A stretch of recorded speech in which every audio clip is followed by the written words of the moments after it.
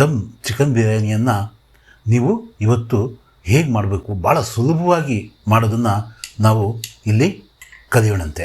ಮೊದಲು ನಾವು ಎಣ್ಣೆನ ತಗೊತಾ ಇದ್ದೀವಿ. ಸ್ಟವ್ ಆನ್ ಮಾಡಿದ ನಂತರ ಆ ಎಣ್ಣೆಯಲ್ಲಿ ನಾವು ಈ ಒಂದು ಮಸಾಲೆಯನ್ನು, ಅಂದರೆ ಸ್ವಲ್ಪ ಲವಂಗ, ಸ್ವಲ್ಪ ಏಲಕ್ಕಿ, ಚಕ್ಕೆ, ಹಾಗೆಯೇ ಅದ್ರ ಜೊತೆಗೆ ಈ ಬಿರಿಯಾನಿ ಲೀವ್ಸ್ ಅಂತ ಹೇಳ್ತೀವಲ್ವ, ಈಗ ಈರುಳ್ಳಿಯನ್ನು ನಾವು 2 ದೊಡ್ಡ ಸೈಜಿನ ಈರುಳ್ಳಿಯನ್ನು ನಾವು ಈ ರೀತಿಯಲ್ಲಿ ಚಾಪ್ ಮಾಡ್ಕೊಂಡಿದ್ದೀವಿ.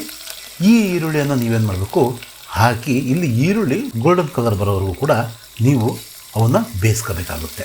ಹಸಿಮೆಣಸಿನ್ಕಾಯನ್ನು ನಾವು ಒಂದು 5ರಿಂದ 6 ಮೆಣಸಿನ್ಕಾಯನ್ನು ನಾವು ಈ ರೀತಿ ಕಟ್ ಮಾಡ್ಕೊಂಡು ಅವನ್ನು ಕೂಡ ಈ ಎಣ್ಣೆಯಲ್ಲಿ ಬೇಯಿಸ್ತಾ ಇದ್ದೀವಿ. ಈ ಎಣ್ಣೆಯಲ್ಲಿ ಫ್ರೈ ಮಾಡಿದ ನಂತರ ಸ್ವಲ್ಪ ಒಂದು ಹಿಡಿಯಷ್ಟು ಪುದೀನ ಸೊಪ್ಪನ್ನು ಮೆಣಸಿನ್ಕಾಯಿ ಜೊತೆಗೆ ಇವನ್ನು ಕೂಡ ಹಾಕ್ಕೊಳ್ಳೋಣಂತೆ. ತುಂಬ ರುಚಿಯಾಗುತ್ತೆ ಮತ್ತು ಅಥೆಂಟಿಕ್ ಬಿರಿಯಾನಿ ಇದು. ಗಾರ್ಲಿಕ್ ಜಿಂಜರ್ ಪೇಸ್ಟಿನ ಜೊತೆಗೆ ನಾವು ಕೊತ್ತಂಬರಿ ಸೊಪ್ಪು, ಪುದೀನ ಸೊಪ್ಪು, ಅದಕ್ಕಿಂತ 2ರಷ್ಟು ಕೊತ್ತಂಬರಿ ಸೊಪ್ಪನ್ನು ನಾವು ಹಾಕ್ಕೊಂಡು ಬೇಯಿಸ್ತಾ ಇದ್ದೀವಿ. ಸ್ವಲ್ಪ ಅಂದರೆ ಭಾಳ ಸ್ವಲ್ಪ, ಒಂದು ಅರ್ಧ ಸ್ಪೂನಷ್ಟು ಖಾರದ ಪುಡಿಯನ್ನು ಸೇರಿಸ್ಕೊಳ್ಳೋಣಂತೆ. ಈಗ ಮೊದಲೇ ನಾವು ನೀಟಾಗಿ ತೊಳೆದಿರ್ತಕ್ಕಂತಹ ಸ್ಕಿನ್ಲೆಸ್ ಚಿಕನ್ನು ಇದೊಂದು 700-800 ಗ್ರಾಮ್ ಇರುತ್ತೆ.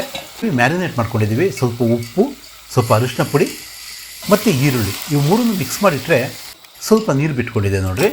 ಈ ನೀರು ಬಿಟ್ಕೊಂಡು ಆದಮೇಲೆ ನಾವು ಕೊನೆಗೆ ಕಡೆಗೆ ನಾವು ಈ ಟೊಮೊಟೊ ಹಣ್ಣನ್ನು, ಇವು ಕೂಡ ಒಂದು ಮೀಡಿಯಮ್ ಸೈಜ್ನ ಒಂದು 4 ಟೊಮೊಟೊ ಹಣ್ಣನ್ನು ನಾವು ಇದನ್ನು ಹಾಕ್ಕೊಂಡಿದ್ದೀವಿ.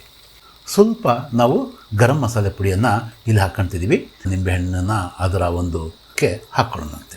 ಒಂದು 800 ಗ್ರಾಮು ಚಿಕನ್ ತಗೊಂಡಿದ್ವಲ್ವ, 800 ಗ್ರಾಮು ಅಕ್ಕಿಯನ್ನು ಕೂಡ ನಾವು ಇಲ್ಲಿ ತಗೊಂಡಿದ್ದೀವಿ.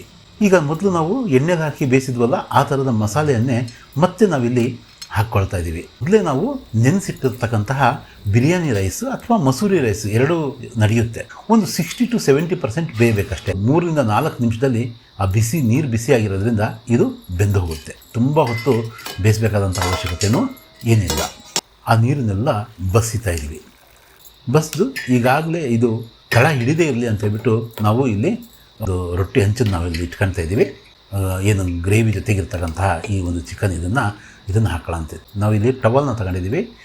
ಅದು ಸ್ವಲ್ಪ ಹಸಿ ಮಾಡ್ಕೊಂಡು ಅದನ್ನು ನಾವು ಅದಕ್ಕೆ ಇಟ್ಟಿದ್ದೀವಿ. ಒಂದು ಸಲ ಒಂದು 5 ನಿಮಿಷ ಆದಮೇಲೆ ಅದು ಕೆಳಗಡೆ ಮಾಡ್ಕೊಂಡ್ರೆ ಒಂದು ಕಡೆ ಬೇಯೋದು, ಒಂದು ಕಡೆ ಬೇಯದೇ ಇರೋದು ಅದು ಆಗಲ್ಲ. ಅದಾದಮೇಲೆ ಒಂದು 3 ನಿಮಿಷ ಆದಮೇಲೆ ನಾವು ಅದನ್ನು ತೆಗೆದು ನಾವು ಈಗ ನೋಡಿದ್ದೆ ಆದರೆ ಪಕ್ಕ 100% ನಮ್ಮ ಚಿಕನ್ ಬಿರಿಯಾನಿ ಈಗ ರೆಡಿಯಾಗಿದೆ. ಟೇಸ್ಟ್ ಮಾಡ್ಬೋದು.